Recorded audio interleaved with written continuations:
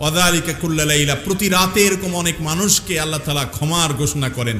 ওই ব্যক্তি ক্ষতিগ্রস্ত, কপাল পোড়া, তার কপাল শেষ হয়েছে, সে ধ্বংস হোক।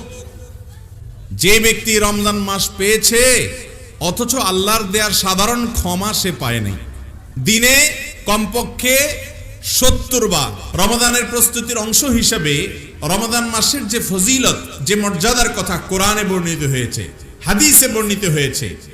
আমি প্রায় সময় বলি, ইসলামের যত আমলের কথা, যত ইবাদতের কথা বলা হয়েছে, সালাত ছাড়া অন্য কোনো আমলের এত ফজিলত, এত মর্যাদা, এত বেশি গুরুত্ব বর্ণনা করা হয়েছে সিয়ামের ব্যাপারে, রোজার ব্যাপারে, যে রোজার চাইতে অন্য কোনো আমলের এত ফজিলত নিয়ে এত হাদিস নবী করিম সাল্লাল্লাহু আলাইহি সাল্লাম বলেন নাই, এত বিপুল পরিমাণ ফজিলত বলা হয়েছে। আর এই জন্য রোজার সম্পর্কে নবী করিম সাল্লাল্লাহু আলাইহি সাল্লাম বলেছেন যে হাদিসে কুদসিতে আল্লাহ বলেছেন, আস-সাওমু লি ওয়া আনা আজজি বি, রোজাটা বান্দা শুধু আমার জন্য করে। অন্যগুলোতে ভেজাল হতে পারে, রোজাতে ভেজাল হওয়ার সম্ভাবনা নাই, কারণ মানুষের সামনেও পানাহার করে না, মানুষের লোকচক্ষুর পেছনেও পানাহার করে না, সব সময় সে পানাহার বর্জন করে। তার মানে এটা আল্লাহর জন্য, অন্য কারোর জন্য না। অন্য কারোর জন্য হলে তো একাকে গিয়ে খাইতো চুপে চাপে, সেটা তো খায় না। যে ব্যক্তি সবার সাথে চিটারি করে, কথায় কথায় মিথ্যা বলে, সেও যদি রোজা রাখে, রোজা রেখে একা একা রুমে কেউ নাই, সেখানে ক্ষুধা লাগলেও সে খায় না, পিপাসা লাগলেও পান করে না, তার মানে এই ইবাদতটা পিওর আল্লাহকে সন্তুষ্ট করার জন্য। আল্লাহ দেখছেন, এই বিশ্বাস তার মধ্যে আছে। এই জন্য আল্লাহ রাব্বুল আলামিন বলেছেন, ওয়া আনা আজজি বিহি, আমি নিজে এই রোজার পুরস্কার স্বয়ং নিজের হাতে দেব। ভাইরা আমার, রমজান মাস আসার আগে রমজান মাসের কি ফজিলত, রোজার কি ফজিলত, রমজান মাসের প্রতিটা আমলের কি ফজিলত, কি মর্যাদা আছে, কি উপকারিতা আছে, এগুলো সম্পর্কে এখন থেকে জানতে হবে। এটা হলো রমজানের প্রস্তুতি। যত বেশি জানবেন তত বেশি ওই ফজিলতগুলো আহরণ করার জন্য আগ্রহ তৈরি হবে নিজের ভেতরে।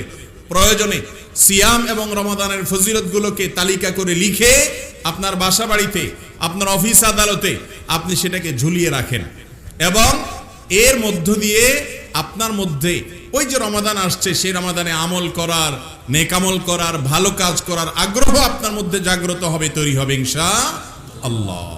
তাহলে রমজান আসছে, এই রমজানকে যদি সার্থক করতে চান, আপনার বিগত জীবনের সকল রমজানের চাইতে এই রমাদানটা ভিন্ন হোক, এটা চান কি চান না? যদি চান যে একটা রমাদানে আমি এত বেশি কামাইতে চাই, উপার্জন করতে চাই আল্লাহর কাছ থেকে, যে আমার গোটা জীবনের জন্য যথেষ্ট হয়ে যাবে, চান কি চান না? তাহলে এই প্রস্তুতিগুলো নিতে হবে। প্রথমটা বলেছি, আগের সমস্ত অপরাধের জন্য তওবা ইস্তেগফার করা। দ্বিতীয়টা হলো রমাদান এবং রোজার ফজিলত মর্যাদা জানা। এটা হলো প্রস্তুতি। যত বেশি জানবেন তত আগ্রহ তৈরি হবে। এখন থেকে জানতে হবে, রমজান আসার পরে জানলে হবে না। অনেকে রমজানের ফজিলত রমজান আসলে শুনে। আমি বলি, মসজিদের ইমাম সাহেবরা, খতিব সাহেবরা রমজান আসলে তখন রমজানের ফজিলত বলেন।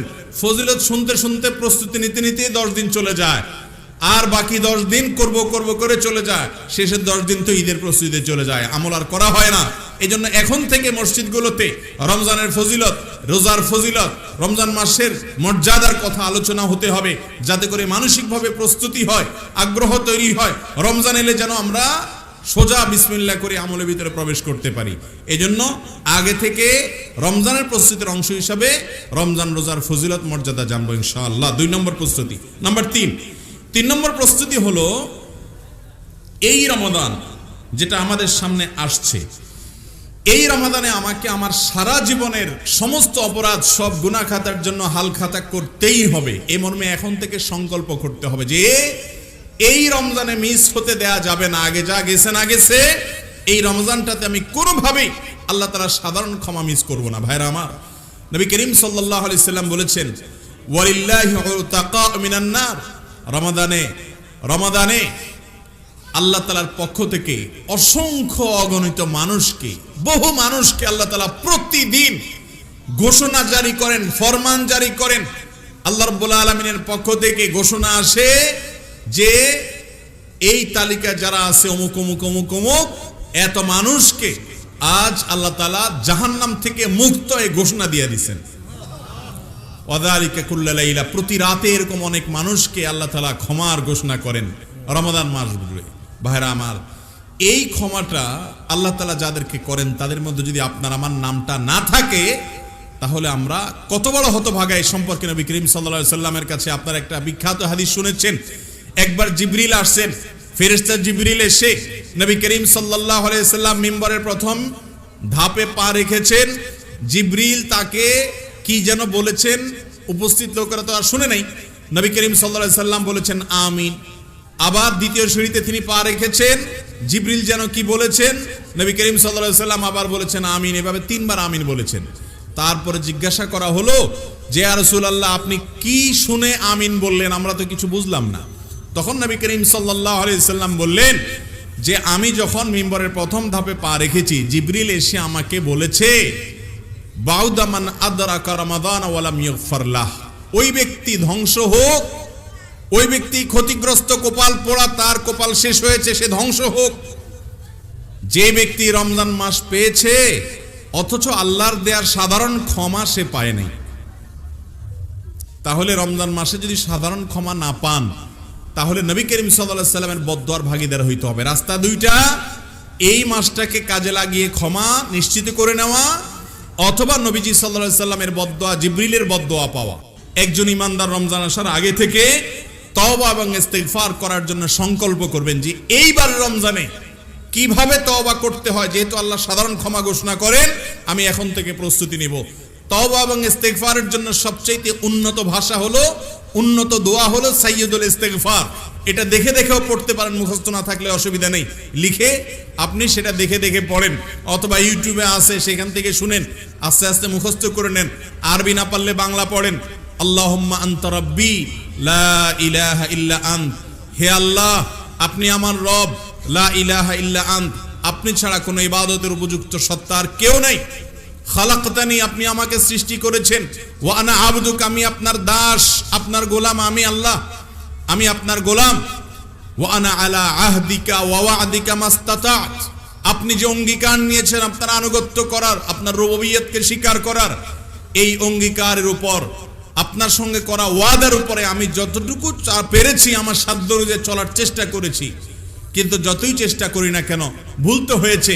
আবুউ লাকা বিনিআমাতিকা আলাইয়া, আপনি যে অজস্র নেয়ামত দিয়ে আমাকে রেখেছেন স্বীকার করি মালিক। ওয়া আবুউ বিযামবি, আমার দ্বারা যে অনেক পাপ হয়েছে সেটাও আমি স্বীকার করি আল্লাহ। ফাগফিরলি ফাইন্নাহু লা ইয়াগফিরুয যুনুবা ইল্লা আন্ত, অতএব আপনি আমাকে মাফ করে দিন, কারণ আপনি ছাড়া আর কেউ ক্ষমা করতে পারে না। সাইয়্যিদুল ইস্তিগফার, এটা বেশি বেশি করে পাঠ করতে হবে। এছাড়া যে কোনো ইস্তিগফার পাঠ করবেন, এটার জন্য আগে থেকে পরিকল্পনা করবেন। দিনে কমপক্ষে 70 বার রমজান মাসে প্রতিদিন ইস্তিগফার করবেন, এখন থেকে প্ল্যান করবেন। এটা হলো প্রস্তুতি, যে এবারের রমজানে আমি আল্লাহর ওই যে সাধারণ ক্ষমা আছে ওইটা কোনোভাবে মিস হতে দেব না। এখন থেকে সেটার জন্য মানসিক প্রস্তুতি নিতে হবে। এটা হলো রমজানের প্রস্তুতি, কারণ রমজান মাসই মানে হলো অফারের মাস। নাম্বার 4, রমজানের 4 নম্বর প্রস্তুতি হলো, আগের রমজানে যদি কোনো রোজা ছুটে গিয়ে থাকে, মা বোনদের তাদের যে মাসিক হওয়ার কারণে রোজা মিস হয়ে থাকে সেগুলো, আর পুরুষরা কেউ অসুস্থ ছিলেন, করোনার কারণে অনেকে গত বছর রমজানে রোজা ভালো করে রাখতে পারেন নাই, বা অন্য কোনো অসুবিধা ছিল রাখতে পারেন নাই, জীবনে কখনো রোজা মিস হয়ে থাকলে পরবর্তী রমজান মাস আসার আগে আগে সেগুলো রেখে ফেলতে হয়। আম্মা জানা আয়েশা রাদিয়াল্লাহু তাআলা আনহা থেকে বর্ণিত, তিনি বলেছেন আমার আগের বছরের রমজানের যে রোজা সেগুলো আমি রাখতে পারতাম না, দেরি হয়ে যেত, কারণ নবী করিম সাল্লাল্লাহু আলাইহি ওয়াসাল্লাম আমার সঙ্গে থাকতেন, আর তার উপস্থিতির কারণে আমি তার অনুমতি ছাড়া রোজা রাখা কঠিন ব্যাপার এবং শরিয়া গ্রাহ্য নয়। তো সেজন্য আমি অপেক্ষা করতাম। শাবান মাস আসলে নবী করিম সাল্লাল্লাহু আলাইহি সাল্লাম বেশি বেশি রোজা রাখতেন, তিনি নিজেও রোজা রাখতেন। এই সুযোগে আয়েশা রাদিয়াল্লাহু আনহা তার কাজা রোজাগুলো রাখতেন।